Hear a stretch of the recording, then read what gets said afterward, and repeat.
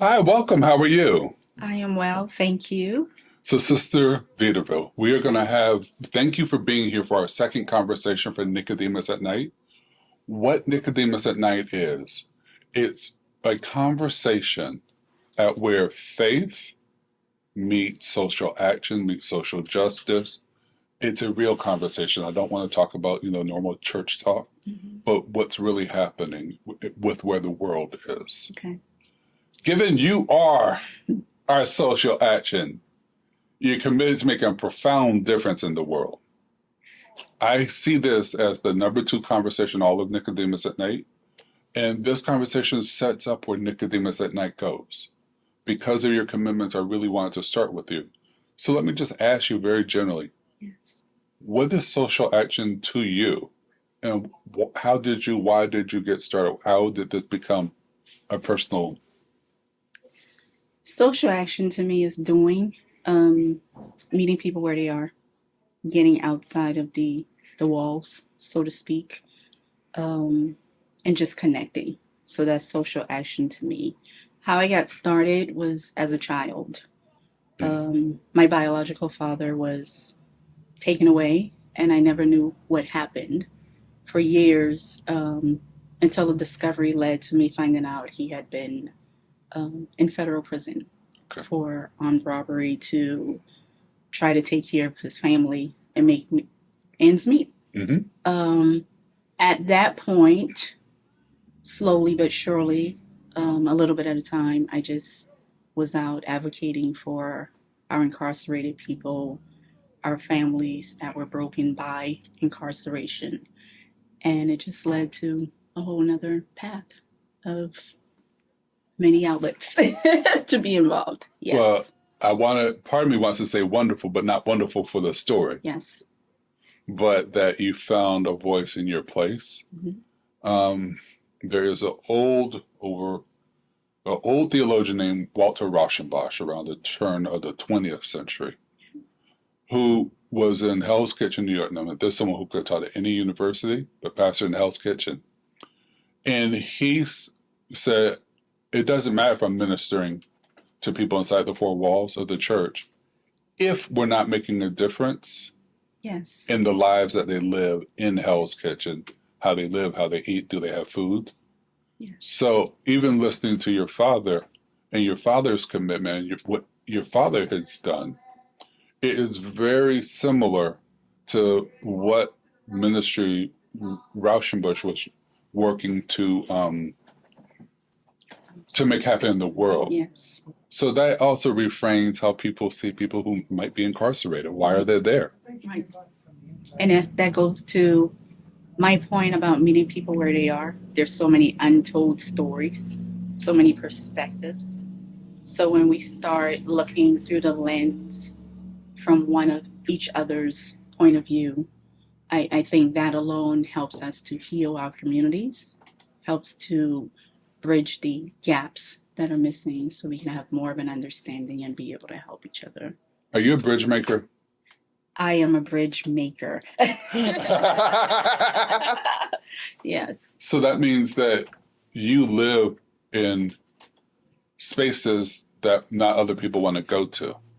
I have lived it, and I think another part of that facade is folks look at you when you're all polished and cleaned up, and they have no clue where you came from. Mm-hmm. So, from the transparent here, from the visiting the prisons to the being in a drug household to having SWAT teams come and bust in our doors, I've been there, but folks really don't know I've been there. So, this is one method I use to connect with people Right. on a relatable basis. And like you said, the things that went on there are still going on now, probably more amplified. And we have a duty to call those things out and help with those bridges, right? Absolutely. I think for me that I have a cousin who has SWAT has come got him and other things. Mm-hmm. But this man, he was his own counsel in court, Mm-hmm. and he was more prepared than the prosecuting attorney. Mm-hmm. To the point where the judge was getting that on the prosecutor for not being prepared, and he got completely, he was completely off. It sounds like a show that was on that got taken off air that I was in love with. those kind of stories, sometimes that do more help for people, tend to not be allowed, Yes. so to speak. So also in entertainment, I think we can tell more stories and really change the pace, the course of where we're headed with that as well. I am a Yeah. huge believer in the art. Mm-hmm. And for me, I separate art and entertainment. Yes. Art has a critique in the world. Yes. So my theology is blues based. Yes. I deal with the blues. But Dostoevsky and Tolstoy dealt with the blues. Shakespeare dealt with the I like blues. that. I like that. And in Yeah. that, they found joy, and we can find joy. So, you definitely know the blues, Definitely. and you certainly found joy. Certainly. What did you do then and now to maintain hope? I started writing when I was 7. That writing was an escape for me. It was personal, and it was something that I kept secret. Mm-hmm. As an adult, writing and folks started, college, recognizing it made me a little bit uncomfortable because it was my safe thing. It wasn't for me to share with the world at that time. And since then, I have grown into that ministry, I will say. So writing, getting these stories out, being able to mentor people, being able to share experiences, and just have that voice heard louder and louder with every go around. I think that's what does it for me. Yeah. When you're bridge building, whether you're writing or bringing people together, both people, the Black community to the larger world, larger community, or even as a person of faith, bridging building between Christians and whether atheist, agnostic, or any other faith tradition. What does that look like for you? It's mind-blowing. I've spoken with lots of atheists and non-believers. Again, it goes back to the meeting people where they are, having the conversations that are unknown or that are uncomfortable. And I've discovered that those conversations have softened hearts. Okay. Not everybody is in a comfortable space to do that. So how do I speak with somebody who doesn't believe, or how do I speak with someone who has the world on their shoulders and they don't want to hear anything positive right now? But I would say, I never pat myself on the back, but if I could today at this moment, I have a way with doing that with people. So I think growth, again, the communication and the meeting folks where they are with the faith is a formula. We didn't create it. God did, but we're allowing ourselves to use it, right? I think everything you say is 100% accurate, but I don't think you've given us the complete answer. The other part, let me see if I can get to it. The other part is the work that you had to do with yourself to be at peace. I had to get rid of the guilt and the shame, feeling like things were my fault, or the embarrassment. At one point, I'll say this, I wanted to run for political office, and I prevented myself from doing that because I felt that my family history and the experiences that didn't have anything to do with me, but my family, were going to be frowned upon on me. Right. And so I halted myself, my growth and development. So there it is. Maybe not halted, you changed. The course changed, yes. You might have halted at one point.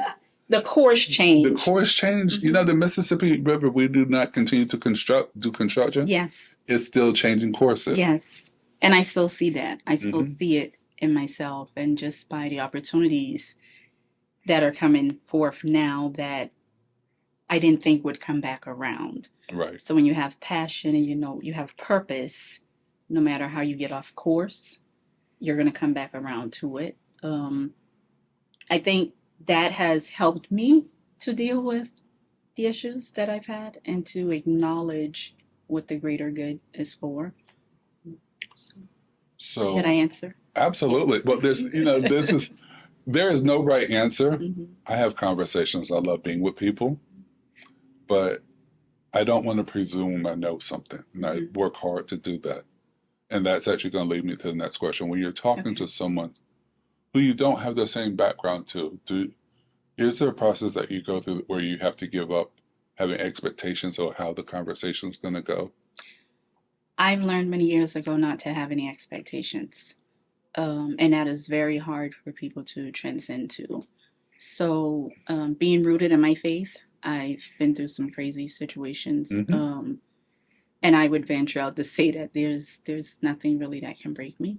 Right. I am sure you can relate to that. When you've been through trials and you've been to the bottom, you're in a different space. So Yes. I don't think that is applicable I, at I, this point. But to help other people get there comes back again by the connection, the communication, learning about their experiences, what's happening with them. Because sometimes people just want you to say, what can I do for you today? Right? right. I will also say you model. Now, I'm going to just say, I know you're a mother.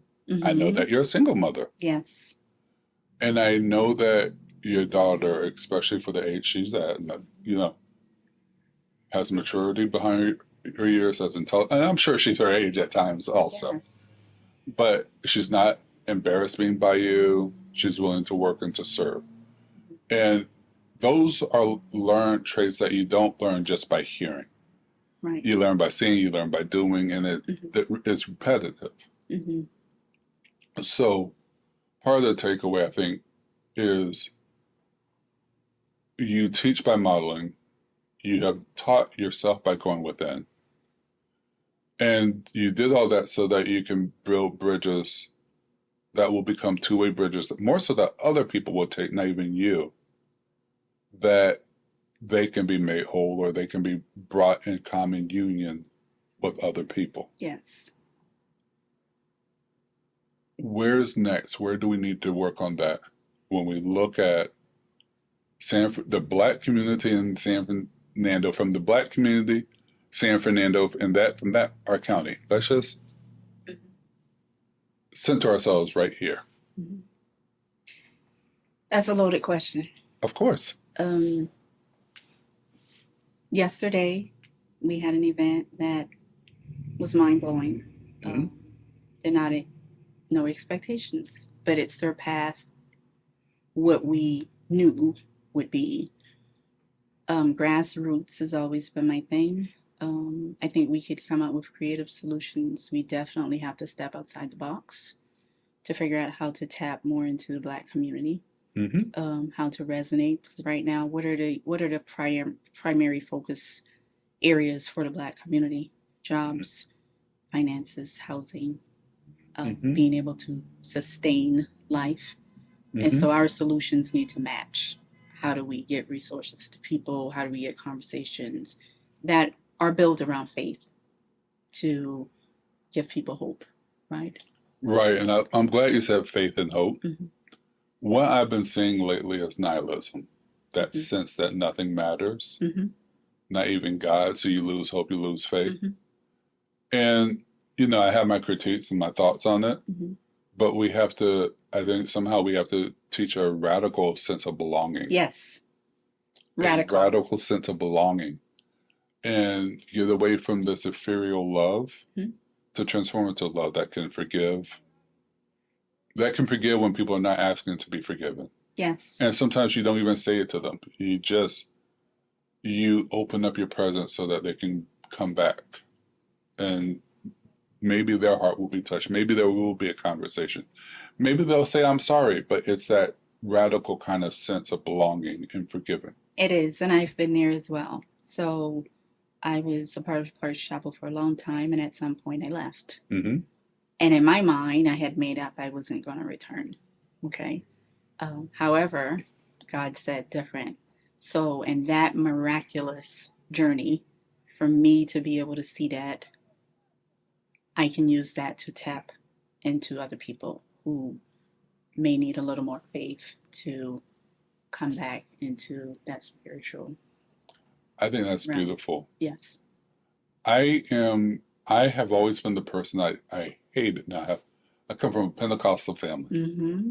I hated everyone always talking about praise the Lord, bless this, or quoting scripture. I can't sing, I can't dance, or all the typical things we associate with the Black. I don't have. I'm a little pointy-headed nerd that loves to inquire and discover and do different things. So for me, conversations were about let's have a conversation and see what can happen, what's possible. Yes. And I'm hearing that in you, that somehow you learned, maybe through your writing, that all things are still possible. All things are possible, even when they look crazy to me, right? But only you can, if you see it, it'll come to pass, right? Right. So I have these crazy, convoluted visions. And sometimes I have to say, God, are you sure? But I always believe that I don't create the thoughts, right? I don't create the vision. So if it comes to me, it's something that's real that can occur.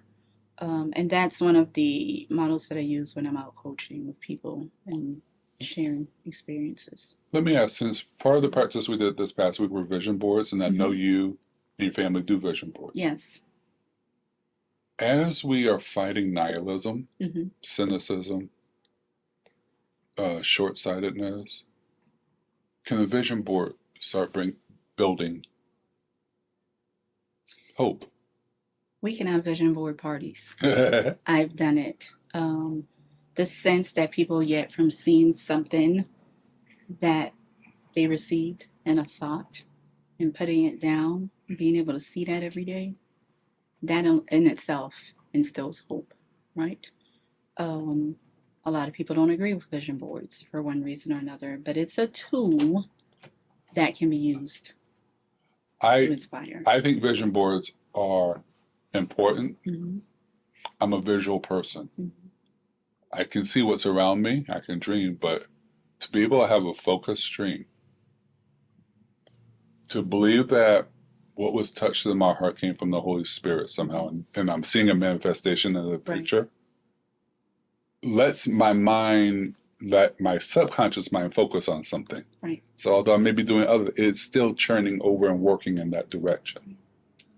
And it seems to me part of what social action could look like for a Christian community, outside the walls of the church, outside the language of the church, could be on the vision board as people in the community.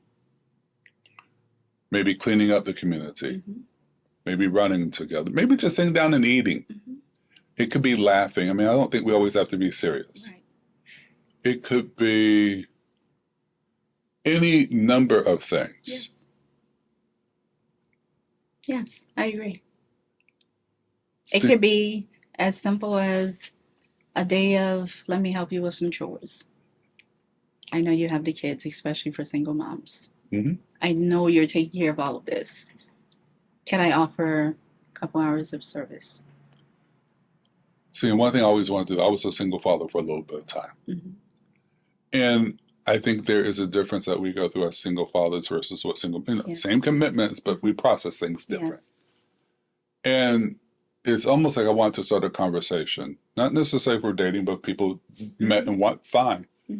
But one thing that's hard as a single father is we don't feel the same recognition that single mothers get. I stand with you on that. Yes. It's important for us as women to acknowledge that and to start giving praise to that. Everybody, some may not like compliments, but there were a group of men I met with some months ago.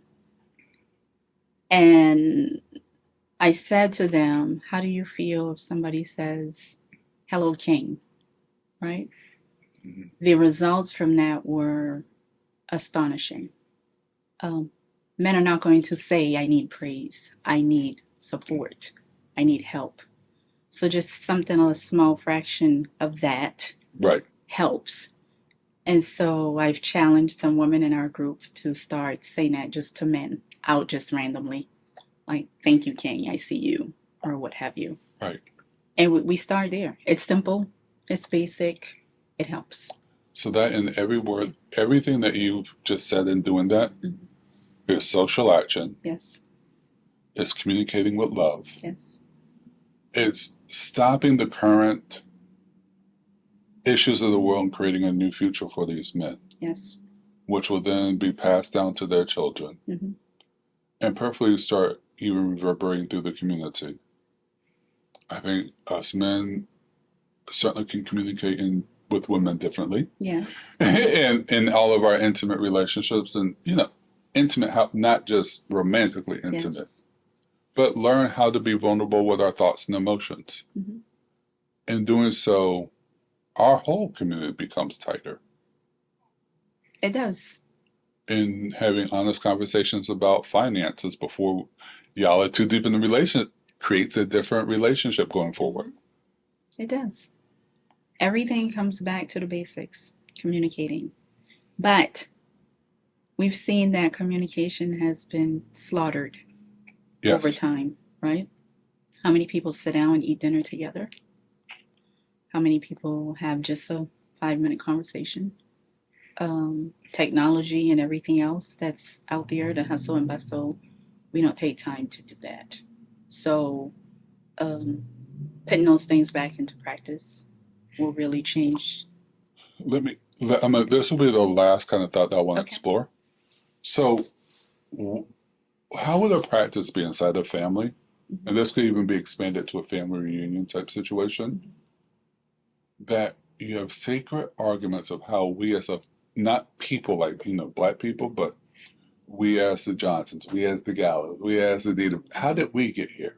And it's those kind of sacred conversations where we're passing around what we did, where we moved, why we did it, What could that be a basis of that kind of? I envision a whole community roundtable, and not a roundtable to just come and vent about issues, but a roundtable where we commune with each other, we dine with each other, maybe a picnic, but we allow space for folks to say what the needs are. You don't know what the needs are from every household. I don't know what the needs are. The politicians and officials don't know what the needs are until we actually hear from people, right? And allow that space. So how are we going to start that? When are we going to start that? I'm ready. Let's start. I think that will be a first breakout ministry from Nicodemus at night. Will be downstairs in our fellowship hall.